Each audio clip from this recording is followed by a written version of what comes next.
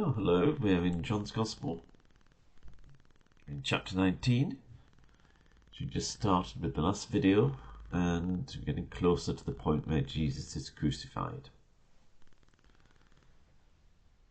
And we the last time finished with the Jewish leaders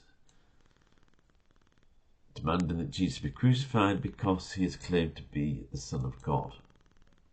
So let's read it from verse 8 to 16 from the ESV. When Pilate heard this statement, he was even more afraid. He entered his headquarters again and said to Jesus, "Where are you from?" But Jesus gave him no answer.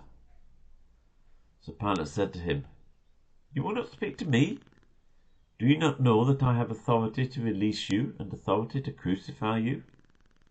Jesus answered him, "You have no authority over me at all unless you would have no authority over me at all unless it had been given you from above. Therefore, he who delivered me over to you has the greater sin." From then on, Pilate sought to release him. But the Jews cried out, "If you release this man, you are not Caesar's friend. Everyone who makes himself a king opposes Caesar." So when Pilate heard these words, he brought Jesus out and sat down on the judgment seat at a place called the Stone Pavement, and in Aramaic, Gabbatha. Now it was the day of preparation of the Passover. It was about the 6th hour. And he said to the Jews, "Behold your king." They cried out, away with him, crucify him." Pilate said to them, "Shall I crucify your king?"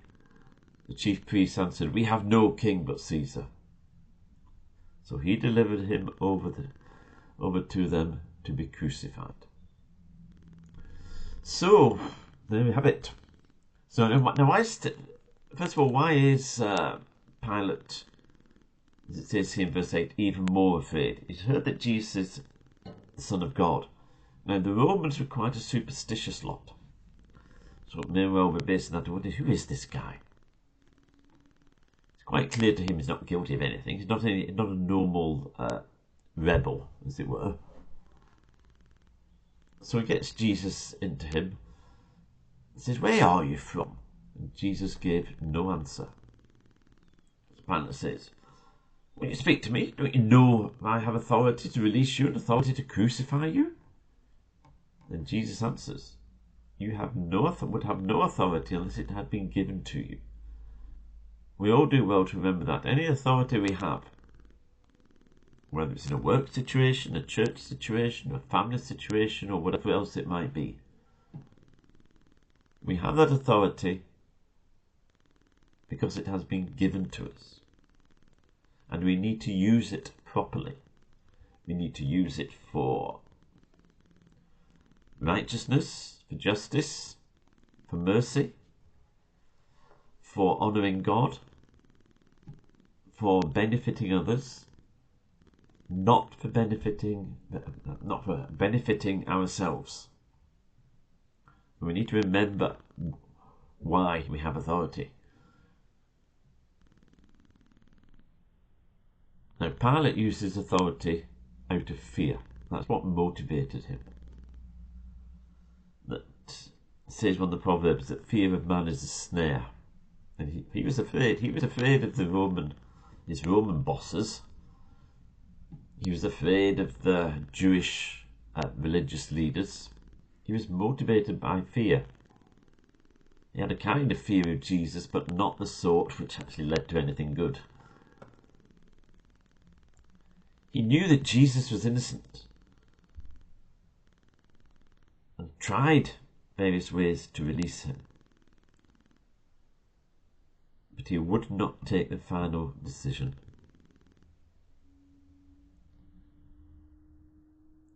And the Jewish religious leaders played on Caesar's fears. That if you release this man, you're no friend of Caesar's. And offending Caesar could result in him being put to death, certainly relieved of his post and his career prospects being somewhat diminished.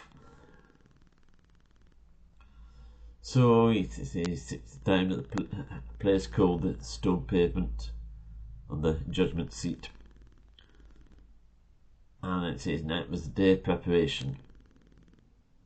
And again, he has one last attempt, trying to get the Jews to realise what they were doing, or to consider what they were doing. He said, "Behold your king."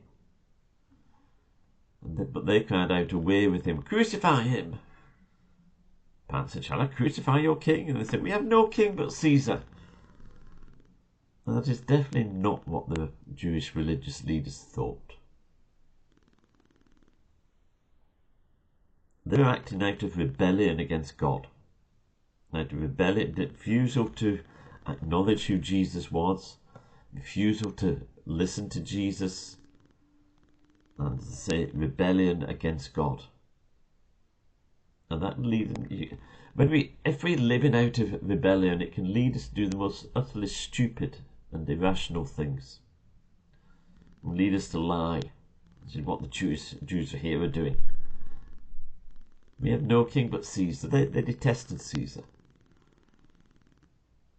But that was the end of it. And Jesus was delivered over to them to be crucified. That would be the Roman soldiers who were carrying out the deed. But it was carrying out the wishes of the Jewish religious leaders.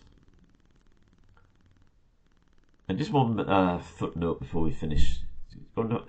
If you look at all the Gospels, and if you look at some people say, you can find all sorts of arguments about timings, trying to get all the timings through the 4 Gospel accounts to match with each other.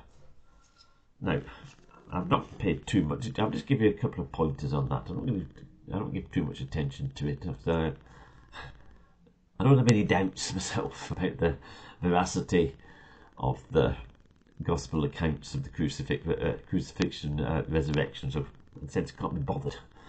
But anyway, a couple of reasons why there can be some apparent discrepancies. One is that the Jewish day, it started in the evening, the Jewish way of keeping time. So that can be one reason. Another is that the Jewish way of accounting time and the Roman way of accounting time were different. So sometimes things might be given in terms of a Jewish timekeeping system, or another one might be given in terms of a Roman timekeeping system.